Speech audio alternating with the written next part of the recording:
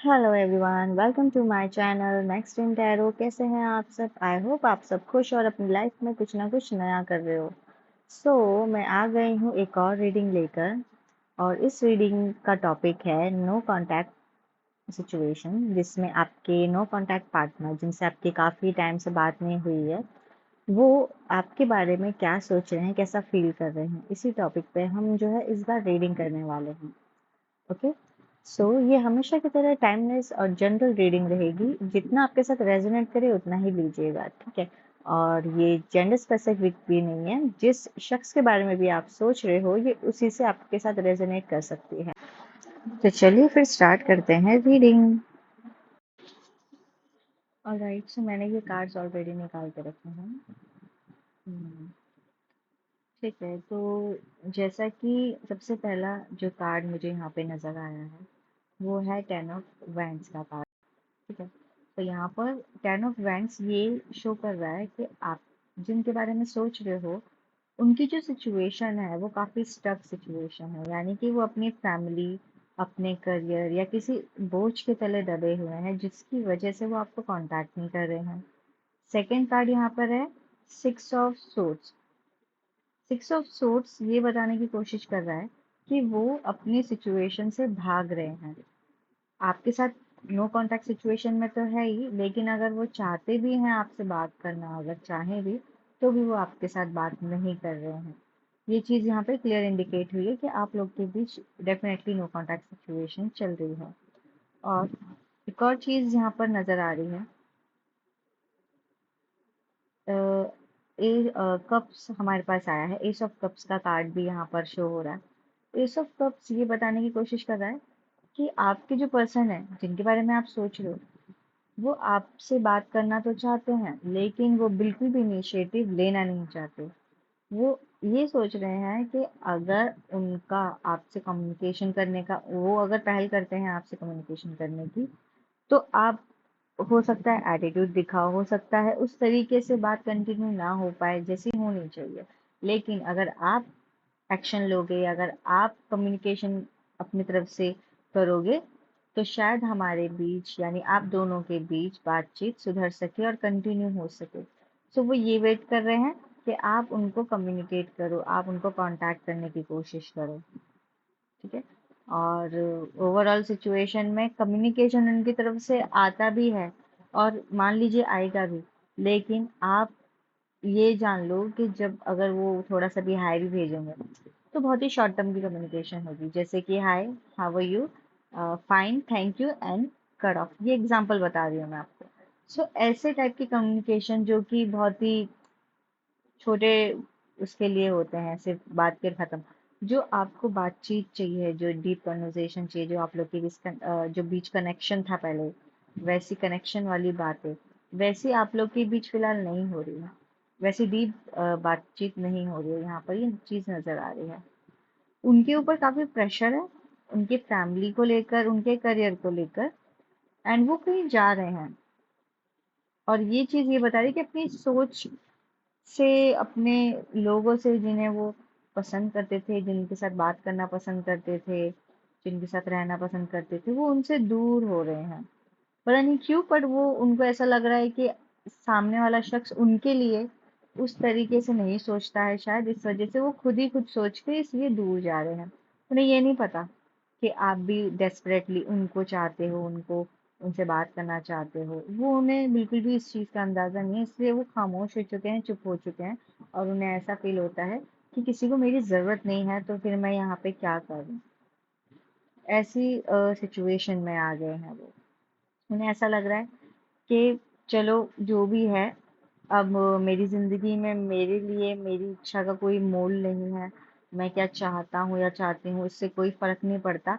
तो जो सामने वाला शख्स मुझसे चाहता है, अगर सामने वाला शख्स मुझसे बात नहीं करना चाहता, तो ठीक है। अगर बात करना चाहता है तो भी ठीक है, मैं बात कर लूंगा या कर लूंगी। ठीक है। अभी ऐसी वाली सिचुएशन में आ गए हैं वो।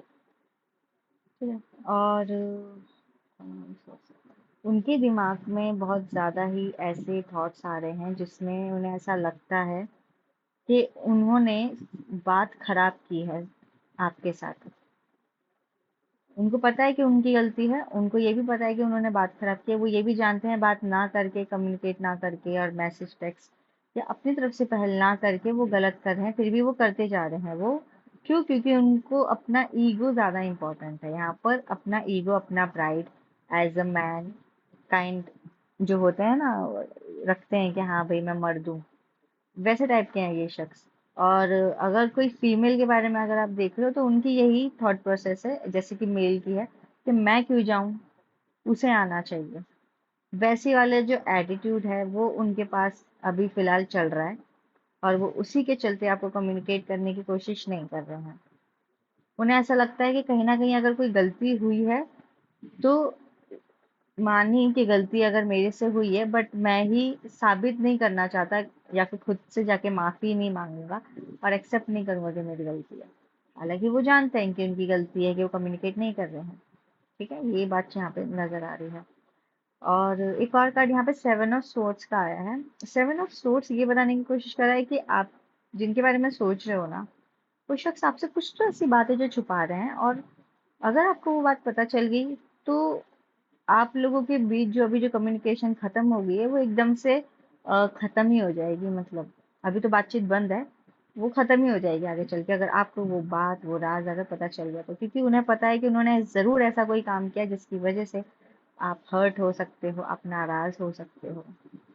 ये चीज, कुछ तो ऐसी बात है जो वो छुपा रहे हैं आपसे, कहना भी नहीं चाहते, और उनको डर है कि कहीं ना कहीं से आपको पता चल जाए अगर वो बात, तो उन उनका मतलब वो आपसे सामना कैसे करेंगे। उनके उनके दिमाग में ऐसा है कि वो आपसे सामना नहीं कर पाएंगे, इसलिए अभी से ही वो आपसे दूरी बनाए रख रहे हैं। क्योंकि अगर आपको वो बात, जो छिपी हुई बात आपको पता चल गई, तो आप बिल्कुल भी टॉलरेट नहीं करोगे। हो सकता है आप उनके साथ हमेशा हमेशा के लिए कनेक्शन खत्म कर दो।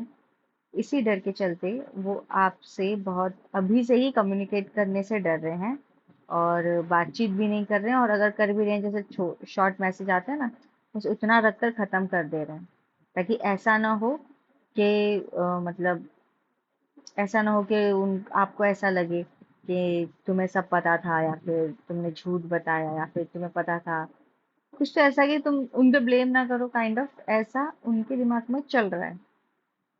ठीक है, तो ये यहाँ पे जो है मैसेज के थ्रू नजर आया है मुझे।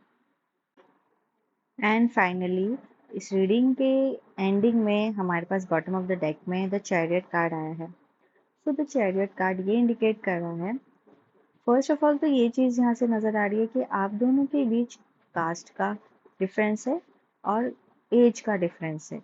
हो सकता है आप बड़े हो और वो छोटे हो, और आप लोग की कास्ट का डिफरेंस है, उस हिसाब से आप ले सकते हो। और सेकंड चीज़ यहाँ पर ये चैरियट कार्ड आने का मतलब ये भी इस बात को पुख्ता कर रहा है कि हो सकता है कि आप जिनके बारे में सोच रहे हो वो आपको कम्युनिकेट करने के लिए कोशिश करें। हो सकता है अपनी क्लियरिटी आपसे ले, बातचीत क्लियर करने की कोशिश करे, वो पूछे आपसे कि हमारी भी जो बातचीत हो रही है वो पहले जैसे क्यों नहीं हो रही है। क्योंकि बॉटम ऑफ द डेक पे ये चैरियट कार्ड आने की वजह से हमारे जो डेक में जो कार्ड्स आए हैं, जैसे कि एट ऑफ वैंड्स कार्ड आया है और एस ऑफ कप्स कार्ड आया है। ठीक है, तो ये सारी चीज़ों, ये कार्ड्स को इसमें कंफर्म करने की कोशिश कर रहा है कि वो आपके साथ कम्युनिकेट करेंगे, वो आपको टेक्स्ट मैसेज या कॉल कर ज़रूर करेंगे और आपसे बात करेंगे। हो सकता है वो इन टॉपिक्स को क्लियर करें कि हमारे बीच आखिर चल क्या रहा है, यानी कि मिसअंडरस्टैंडिंग्स को क्लियर करने की कोशिश करेंगे वो इस बार। सो यहाँ पर पॉसिबिलिटीज़ बन रही है कि वो आपको कांटेक्ट करें। ऑलराइट, सो या आपके लिए मैंने जो अभी रीडिंग की तो ये थी आपकी फाइनल रीडिंग। आई होप आपको रीडिंग जो है पसंद आई होगी। सो लाइक शेयर फॉलो करना ना भूलें। मैं मिलूंगी अगली वीडियो में। सो तब तक के लिए अपना ख्याल रखें। Bye, take care.